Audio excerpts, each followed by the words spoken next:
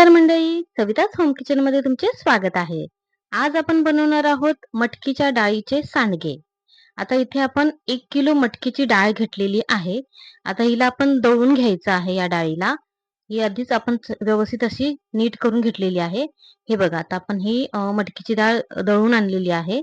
आता ह्याच्यात व्हिडिओत दाखवल्याप्रमाणे याचं टेक्स्चर असलं पाहिजे. अगदी रवाळ दळायची आहे.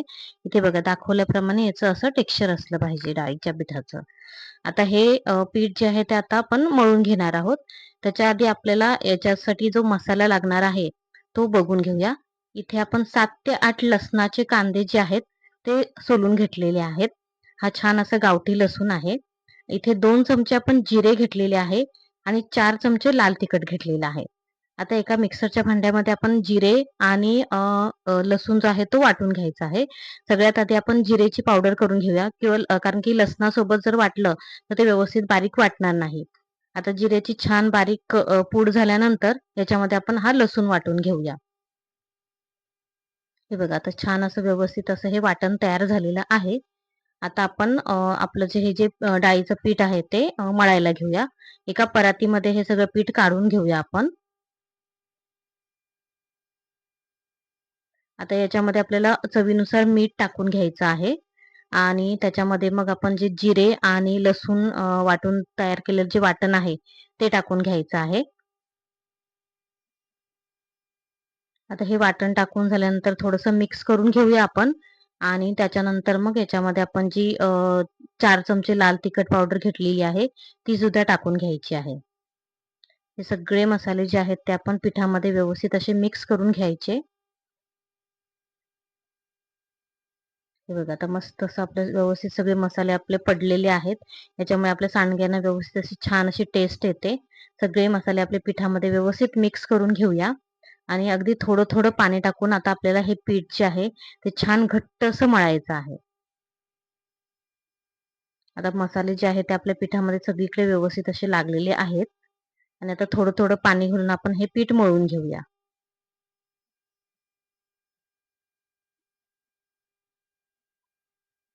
हे बघा, आता असं पीठ हे जे आहे आपण घट्टसच मळायचं आहे. अगदी पातळ नाही करायचं ह्या पिठाला. आता उन्हाळी पदार्थांमध्ये बरेचसे आपण पदार्थ बनवतो.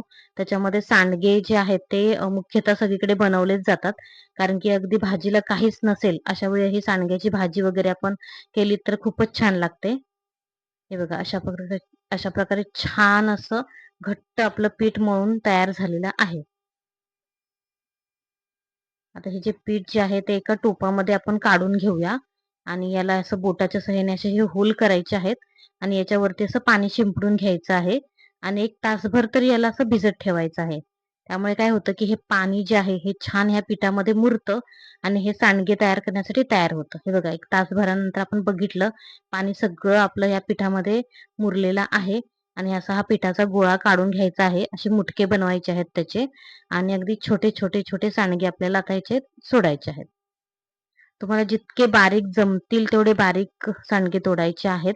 कारण की नंतर हे शिजल्यानंतर परत थोडेसे फुगून असे मोठे दिसतात. त्याच्यामुळे जेवढं बारीक जमेल तेवढे सांडगे तोडायचे आहेत.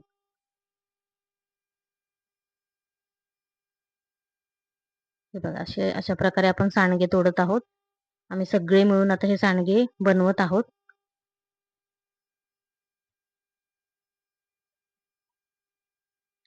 खूप लांब-लांब पण नाही सोडायचे आहेत, जवळ-जवळ सोडायचं. कारण की सुकल्यानंतर तसं पण ते श्रिंक होतात. त्याच्यामुळे बऱ्यापैकी तुम्हाला भरपूर असे एका प्लेटमध्ये बनवता येतात.